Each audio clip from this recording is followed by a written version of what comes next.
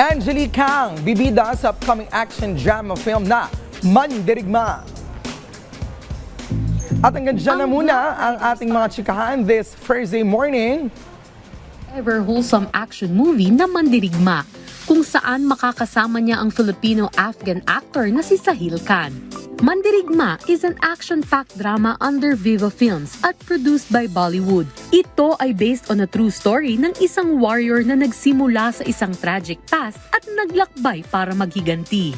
So it will go through Netflix, and I really appreciate my leading ladies, Angelique Kang, and the second lead role for lead lady, Eileen Santiago, supermodel Philippines.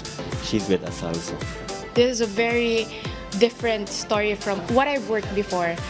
There's an action movie na there's guns and knives and stuntmans and everything. Action na action siya, and I'm happy that I'm part of this movie.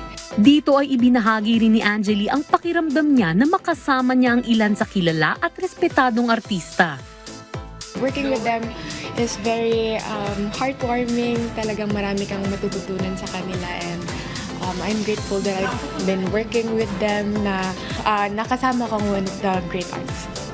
Hindi lang basta aksyon ang hatid ng Mandirigma, kundi pati mga aral na siguradong tatatak sa ating puso. I'm the stepmother of Sahil here sa pelikula na to. It's all about love din talaga and family.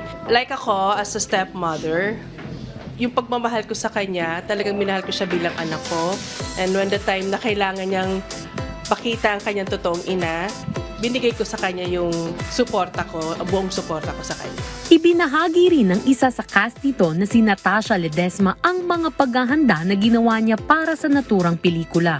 Kakaibang role for me dahil karamihan ng mga role ko maingay, kontrabida, mataray. Kasi nga mother ako dito. So, ay yung mga kilos na talagang finesse, hindi magaslaw, pinag-aralan ko rin talaga yon. Makakasama rin sa pelikula ang ilan sa bigating pangalan sa showbiz tulad ni Ramon Christopher Gutierrez, Jeffrey Santos, Alger Abrenica, Mark Heras, Rob C. at ang famous comedian vlogger na si Ishaku Ishaya o mas kilala bilang Aiza Aksabaw. At ito ay nasa ilalim ng direksyon ni Danny Marquez. Sa ngayon, wala pang official release date ang action drama film na Mandirigma, pero kasalukuyan ng ongoing ang paggawa nito at target itong i-release ngayong taon. MJ Perenya para sa Talk Biz.